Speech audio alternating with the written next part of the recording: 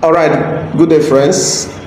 Today, I just want to briefly talk to us about being a leader with extraordinary difference. We in our season and times, in times like this, there are a lot of challenges, a lot of problems. A lot of people have goals, aspirations, whatever you have. I'm sure that this year you have goals, you have aspirations, you have things you want to do. But today I want to let you know that it's not just about in the doing, it's also about the impact. What your impact turns out to be. And that impact will be measured on how people experience you as a leader. How will people experience you as a leader? So we have a lot of challenges in our society today, that you are either a solution to it, or you are either part of the problem we have. So today I want to tell you, it is better you make up your mind to be part of the solution. Because if you are not part of the solution, then you are part of the problem, okay? So it's good you are part of the solution, and so that most of the problems can be solved.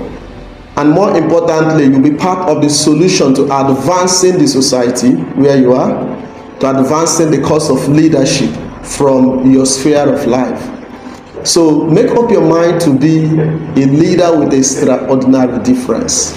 That's very, very important, and that's one of the simplest things I will tell you today. Make up your mind to be that leader with an extraordinary difference. First of all, for you to be a leader with an extraordinary difference, you must be able to discover your top five strengths. Everybody has strengths. Strengths are the positives in real life. Your capacities, your skills, your passion, your persuasions, things you can easily do without stress, without sweat. Those are your strengths. Whether they are trained skills, acquired skills or acquired knowledge, or inherent talents, they are part of your strengths. So you must be able to discover your top five strengths. A lot of people have not been able to discover this. Unfortunately, you can't advance your leadership journey if you have not discovered your top five strengths. Probably in our next video, I'm going to share with you on how to discover your top five strengths, because it's important for you to advance your journey this year or the years ahead. You must be able to discover your top five strengths. Everybody has, you may have up to 10, up to 20 or more, but you must discover the top five strengths of yours. That's going to help you to advance your leadership journey, so you don't end up wasting your time, wasting your energy. All you need to do is to focus on the area of your strengths, the very areas of your strength, to just focus on it and build on it, and your impact will be known and will be very, very remarkable. So you must discover that, so you can run and be a leader with extraordinary difference. Secondly, you need to also uncover your personal leadership brand. Everybody has a personal leadership brand. You can't all lead the same way. We can't all lead the same way. So leaders cultivate it. Leaders who cultivate their inner life will definitely uncover their personal leadership brand. So it's about your inner life first. Your inner life is very, very important. People think that leadership is about doing. It's not about doing. It stems from basically who you are, because you lead from who you are. So when you discover who you are, it will help you to uncover your personal leadership brand. Okay, so that's probably in another video too. I'm going to teach us how to discover our personal leadership brand, because every leader leads from within, not necessarily without. Okay, so that's it. Then the third one is that you need to understand what drives you as a person, and how to use that drive to fuel your leadership capacity. Not everything drives you, not everything trips you. You can't go in for everything.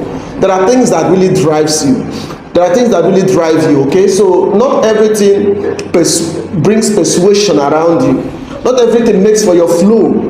Not everything makes the same aura around you. So you must be able to discover what drives you as a person. There are things that drive you, your passion, your persuasion. Why do you want to achieve certain goals in the way you want to achieve it? Why does it spark an interest for you? So you need to understand what drives you as a person and how to use that drive to fuel your leadership capacity. It's important. Everybody is not driven the same way, and it's important the earlier you discover what drives you as a person, the better. Then the fourth one is you need to articulate your journey and how to use your experiences those experiences that shaped you as a person in your life and leadership. All of us don't have the same experiences, so you need to articulate that journey of your experiences. All right, so your failures, whatever it is, articulate your journey and how your experiences have shaped your life and leadership. Those experiences matter so much.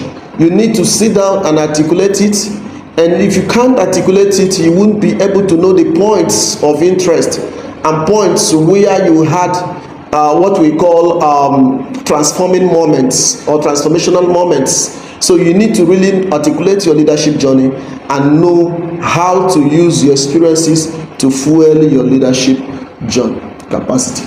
Then you need to, you need to explore your shadows, the barriers and obstacles that diminish your leadership presence and impact. Everybody has had shadows. When we talk about shadows, we talk about all those limitations, all those barriers, all those failures within you, around you, that have brought you some kind of limitations, that have limited you at certain points.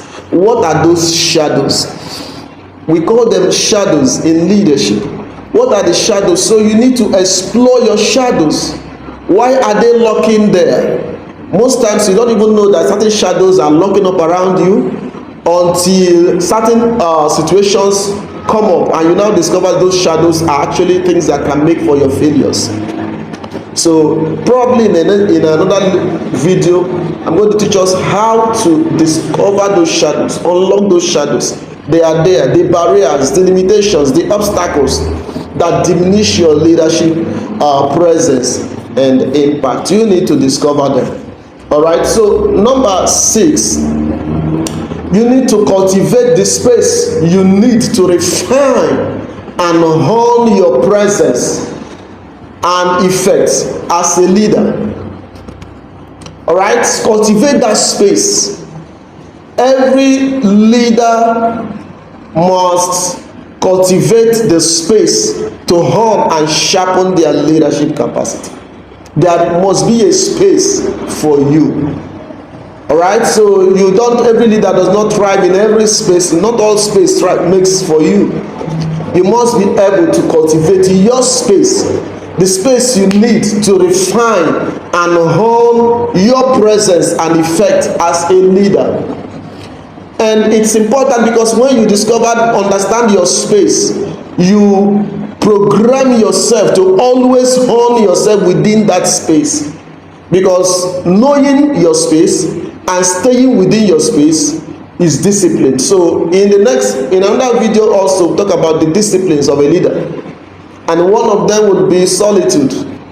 And there are other disciplines a leader can have, because not every space will work for you. So every leader has a space where he can hone and refine himself and know very well what to do and what next to do. So that's important. So you must cultivate that space for yourself. All right, so it's important. You are not always on the stage. Sometimes you need to be at the balcony. Sometimes you need to be on a space for yourself. All right, so you need to cultivate that space. Then the 7th one, I want to tell you, build and honor your sanctuary. Your sanctuary is another space, all right, for refueling, recentering, and renewal. You must be able to build your sanctuary for refueling, for recentering, for renewal. Sometimes you need to have that space where you can read, where you can pray, where you can just be, or where you can just chill. And in fact, sometimes you just doze off. You just need that kind of space where you have to recenter yourself, refuel yourself, where you can reclaim your being as a person. Because as a leader, you are not what you do.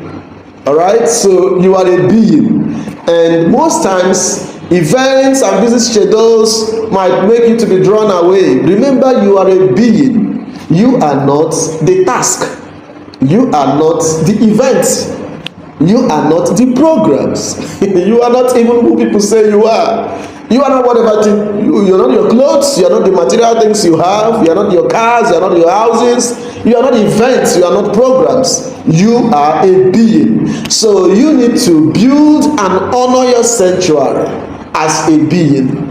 All right. So this is how you go. You need to know that honor, build a sanctuary space where you have to renew, recenter, and refill yourself. Sometimes you just stay there and doze off. Sometimes you sleep off. Sometimes you just chill. Sometimes you just, even if it's to read books, watch movies, just be. Reclaim yourself. All right. So lastly, I want to tell you about growing. You need to also grow your capacity for attentive and relational leadership. You need to grow your capacity. You need to grow that capacity for attentive and relational leadership.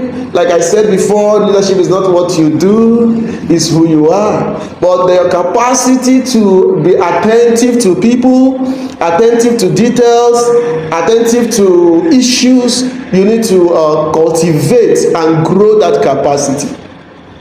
You need to grow that capacity. You need to grow that capacity, groom that capacity, and cultivate it more and more to be attentive to people and also to relate to others.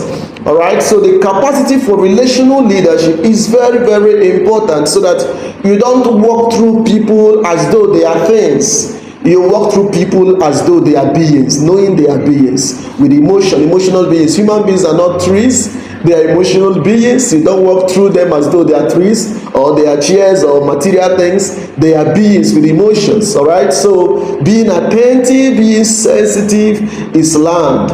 All right. So growing that capacity for relational leadership and attentive leadership is very, very important. So in a nutshell, these are just few things I want to share with you today about being a leader with extraordinary impact.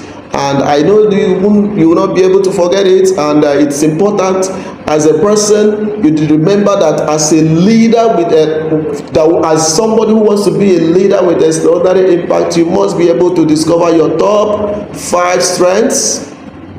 Very, very important. Discover your top 5 strengths.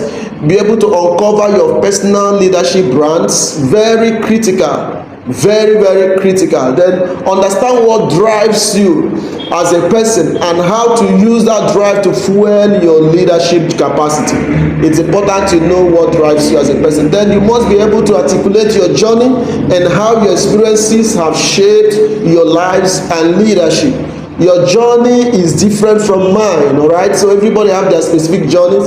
So you must be able to articulate your journey and what's the story behind your journey, and how has your journey produced more stories for you and for others. It's very, very critical. And again, you must be able also to cultivate the space. You need to refine and hone your presence and effect as a leader. Okay, so it's important we know that we need to cultivate that space. We need to refine and hone our presence as a leader, and then build and honor your sanctuary space for refueling, for renewal, and for recentering yourself. Okay, so you need to build and honor that your sanctuary, that space that should be for you alone. You need to know that space and honor that space.